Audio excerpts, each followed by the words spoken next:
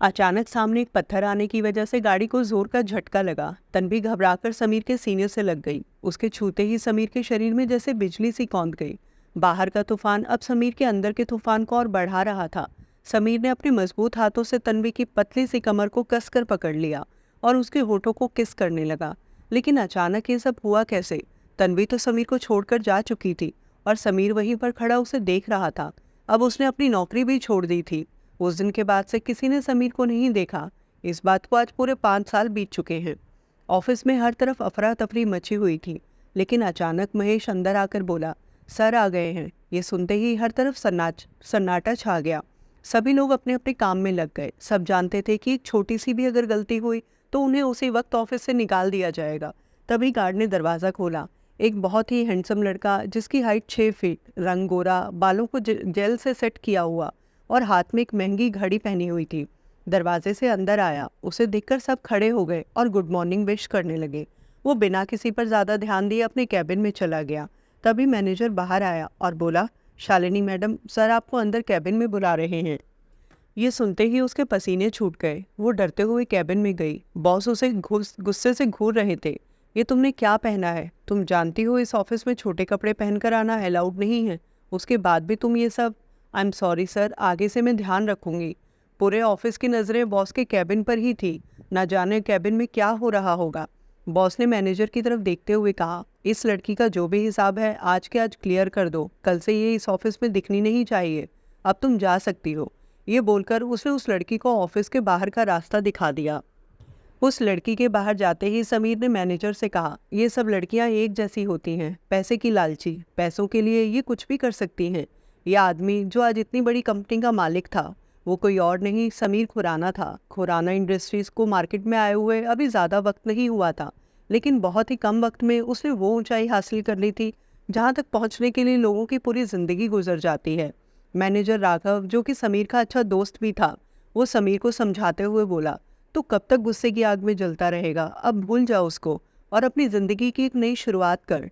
समीर ने कहा, मैं नहीं भूल सकता अपने साथ हुए उस धोखे को। कैसे वो लड़की पैसों के लिए मेरे सच्चे प्यार का मजाक बनाकर चली गई। मुझे नफरत है इन लड़कियों से। सब एक जैसी खुदगर्ज और धोखेबाज होती हैं। आज सुबह जल्दी ही समीर तैयार होकर घर से ताज होटल की तरफ निकल गया। कुछ देर में गाड़ी होटल के बाहर पहुंची, जहां राघव पहले से ही खड़ा उसका इंतजार कर रहा था। अब कुछ ही देर में अनाउंसमेंट होने वाली थी कि वो टेंडर आखिर किसे मिलने वाला था। सभी बेसब्री से इंतजार कर रहे थे। तभी कुछ लोग स्टेज पर आए। वो लोग फैसला कर चुके थे। अब ये टेंडर, जिसका अब सबको बेसब्री से इंतजार था, हमें ये बताते हुए बहुत खुशी हो रही है कि ये टेंडर मिस्टर समीर खुराना को दिया जाता है। ये सुनते ही समीर अपनी सीट से उठ खड़ा हुआ और स्टेज पर चला गया। आज उसके लिए बहुत बड़ा दिन था। उसकी कंपनी को इतना बड़ा टेंडर जो मिला था, उसने वो सब हासिल कर लिया था जो पाने का सपना उसने कभी नहीं देखा था। ना ही तन्वी उसे पैसे के लिए छोड़कर जाती और ना ही इस जुनून में वो ये सब करता। अगली सुबह समीर ऑफिस पहुंचा। बहुत से लोग पहले से ही वेटिंग रूम में बैठ के उसका इंतज़ार कर रहे थे। उसका काम काफ़ी बढ़ रहा था, इसलिए राघव ने उसे एक सेक्रेटरी रखने की सलाह दी। उसके कैबिन में जाते ही राघव भी उसके पीछे पीछे आ गया और बोला, काफ़ी सारे लोग बाहर तुम्हारा इंतज़ार कर रहे हैं। तुम कहो तो एक एक करके अंदर भेजूँ? हाँ, भेज दो। थोड़ी ही देर में एक एक करके समीर अब तक 22 लोगों का इंटरव्यू कर चुका था, लेकिन उनमें से कोई भी उसे अपनी सेक्रेटरी बनने के लायक नहीं लगा। समीर अपनी कुर्सी दूसरी तरफ घुमाकर बैठा कोई फाइल पढ़ रहा था। तभी उसके कानों में एक आवाज़ आई, मे आई कम इन सर? समीर बिना उसकी तरफ ध्यान दिए बोला, कम इन। ये कहकर वो जैसे ही पीछे मुड़ा, उसके होश उड़ गए। उसके सामने जो शख्स बैठा हुआ था वो कोई और नहीं, तन्वी थी। उसे देखकर एक पल को तो उसका दिल गुस्से और नफरत से भर गया। उसका मन कर रहा था कि उसे धक्के देकर अपने ऑफिस से बाहर निकाल दे। लेकिन तभी उसने तन्वी को ऊपर से नीचे तक देखा। उसने हल्के से रंग का एक सूट पहना हुआ था, बाल बंधे हुए थे, चेहरे पर मेकअप का नामो निशान नहीं था। एक बार को वो धोखा खा गया कि ये सच में तन्वी ही थी या उसकी कोई हमशक्ल। तन्वी ने अपनी फाइल उसके सामने बढ़ाते हुए कहा, सर ये मेरा वर्क एक्सपीरियंस है, आप चेक कर सकते हैं। तन्वी के चेहरे को देखकर बिल्कुल भी ऐसा नहीं लग रहा था कि वो समीर को जानती भी है। समीर उसकी फाइल चेक करने लगा। तन्वी सर झुकाए बैठी हुई थी, लेकिन समीर का पूरा ध्यान उसी पर ही था। कुछ देर बाद उसने राघव को अंदर बुलाया और बोला, ये मिस तन्वी हैं। उसकी बात सुनकर राघव हैरानी से तन्वी की तरफ देखने लगा। क्योंकि वो भी उसे पहचान नहीं पाया था। कहाँ वो इतनी सुंदर और स्टाइलिश तन्वी, और कहाँ ये सिंपल सी दिखने वाली कमज़ोर सी लड़की जिसे देखकर लग रहा था शायद उसने कई दिनों से खाना भी नहीं खाया। समीर राघव से बोला, ये आज से मेरी नई सेक्रेटरी है, तुम इसे सारा काम समझा दो और इसे ये भी बता देना कि हमारे साथ धोखे की सज़ा क्या होती है। कोई भी गड़बड़ की तो सज़ा मौत से बदतर होगी। तन्वी ये सब सुन रही थी, लेकिन उसका चेहरा बिल्कुल शांत था, जैसे उसे कुछ सुनाई ही नहीं दे रहा था। तन्वी जा चुकी थी। समीर ने उसे कल से नौकरी ज्वाइन करने के लिए कहा था। उसके जाते ही राघव बोला, मैंने तो उसे पहचाना ही नहीं कि वो तन्वी है, नहीं तो मैं कभी उसे तेरे पास नहीं भेजता। लेकिन तुमने उसे नौकरी पर क्यों रख लिया?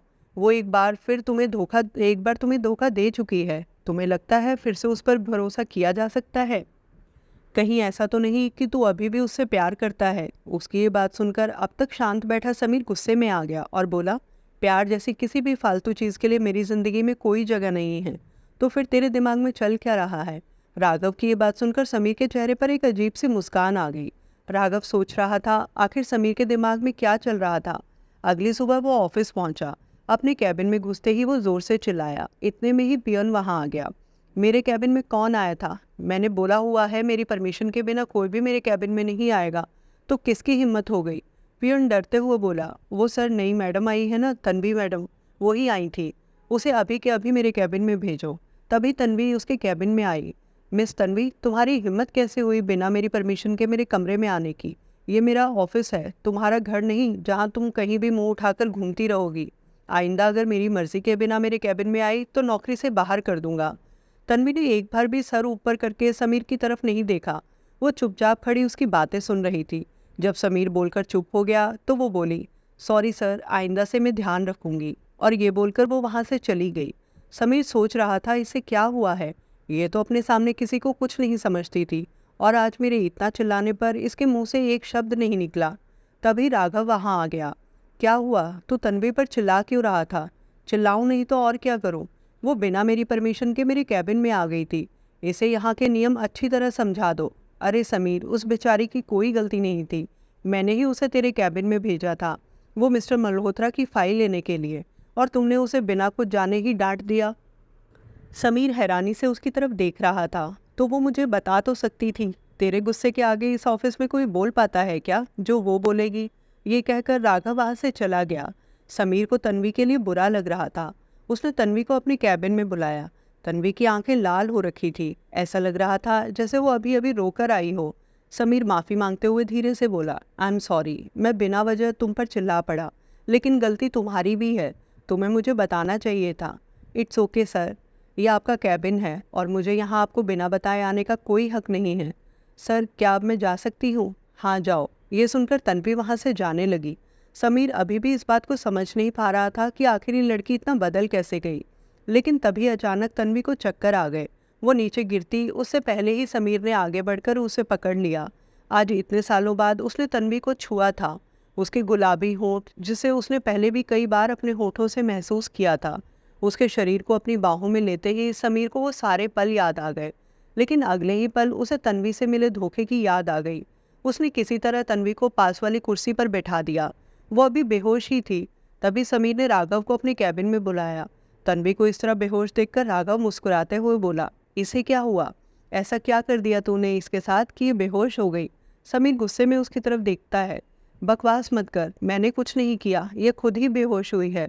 राघव टेबल पर रखे ग्लास से पानी के छींटे तन्वी के मुंह पर मारने लगा। कुछ ही देर में तन्वी को होश आ गया। मिस तन्वी, आप ठीक तो है ना? तन्वी ने धीरे से आंखें खोलकर देखा। राघव उसके पास खड़ा हुआ था और समीर अपनी सीट पर बैठा हुआ था। हाँ, मैं ठीक हूँ, ये बोलकर वो उठकर वहाँ से चली गई।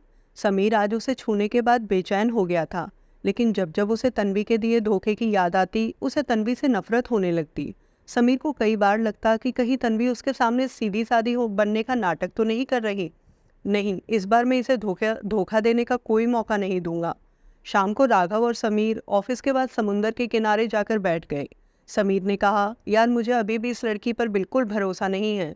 कोई ऐसे पूरी तरह कैसे बदल सकता है? मुझे लगता है ये मेरा कुछ ना कुछ फ़ायदा उठाने ही वापस आई है। मैं जानता हूँ इसे, इसने पहले भी मुझे पैसों के लिए ही धोखा दिया था। तो तू क्या चाहता है? राघव ने पूछा। मैं चाहता हूँ तू इस पर 24 घंटे नज़र रख। या ऑफिस के बाद कहाँ जाती है, क्या करती है, किससे मिलती है? राघव ने पूछा। लेकिन तुझे इन सब में इतना इंटरेस्ट क्यों है? तुझे जितना बोला है उतना कर, हमेशा हर बात की सफाई देना ज़रूरी है क्या? समीर ने चिढ़ते हुए कहा। अगले दिन जैसा समीर ने कहा था, राघव साये की तरह तन्वी के पीछे लग गया और कुछ दिन बाद उसने समीर को जो बताया उसे सुनकर समीर के होश उड़ गए। उसने बताया कि तन्वी एक किराए के छोटे से घर में अकेली रहती है। ऑफिस से घर जाने के बाद वो कभी कभी मार्केट से सामान लेने के लिए ही बाहर निकलती है। उसके अलावा उसके घर पर मैंने कभी किसी को आते जाते नहीं देखा। यह सुनकर समीर सोच में पड़ गया। तन्वी के माँ बाप और भाई कहाँ हैं? ये उनके साथ क्यों नहीं रहती? आखिर ऐसा क्या हुआ है इसके साथ? ये सब सवाल समीर को परेशान करने लगे थे, लेकिन वो तन्वी से इस बारे में पूछकर उसे अहमियत नहीं देना चाहता था। दिन यूं ही गुजर रहे थे। समीर का दिल फिर से तन्वी की तरफ झुकने लगा था। एक दिन घर जाते हुए बहुत तेज बारिश हो रही थी। समीर जैसे ही पार्किंग से निकलकर सड़क पर आया, उसने देखा तन्वी ऑटो का इंतजार कर रही थी। समीर ने गाड़ी का शीशा नीचे किया और तन्वी को आवाज लगाकर अपने पास बुलाया। इतनी बारिश में कोई ऑटो नहीं मिलेगा तुम्हें, आओ मैं घर छोड़ देता हूँ। नहीं सर, मैं चली जाऊँगी, आप मेरी टेंशन मत लो। इसमें टेंशन जैसी कोई बात नहीं है, जल्दी से आकर अंदर बैठो। तन्वी पूरी तरह भीग चुकी थी। उसके गीले कपड़े उसके शरीर से चिपक गए थे, जिनमें से उसके शरीर के उतार चढ़ाव को समीर साफ देख पा रहा था। दोनों खामोशी से बैठे हुए थे। बारिश होने की वजह से गाड़ी की स्पीड बहुत स्लो थी। अचानक सामने एक पत्थर आने की वजह से गाड़ी को जोर का झटका लगा। तन्वी घबराकर समीर के सीने से लग गई। उसके छूते ही समीर के शरीर में जैसे बिजली सी कौंध गई। तन्वी के जाने के बाद आज तक वो अकेला था। कभी कोई लड़की उसकी जिंदगी में नहीं आई थी। बाहर का तूफान अब समीर के अंदर के तूफान को और बढ़ा रहा था। तभी तन्वी उसका हाथ पकड़ते हुए बोली, कब तक अपनी फीलिंग्स को छुपाते रहोगे? मुझे एक मौका और देकर देखो। मैं तुम्हें इतना प्यार दूंगी कि तुम पिछली सारी बातें भूल जाओगे। प्लीज़ एक बार समीर। ये बोलकर वो समीर के गले लग गई। अब खुद पर काबू कर पाना समीर के लिए भी मुश्किल हो रहा था। आखिर यही तो चाहता था वो हमेशा से, कि तन्वी उसकी होकर रहे। उसके गम में ही तो उसने दिन रात अपने आप को काम की भट्टी में झोंक दिया था। समीर ने अपने मजबूत हाथों से तन्वी की पतली सी कमर को कसकर पकड़ लिया और उसके होठों को किस करने लगा। तन्वी भी उसका साथ देने लगी और काफ़ी देर तक दोनों एक दूसरे को किस करते रहे। दोनों से ही अब कंट्रोल नहीं हो रहा था। समीर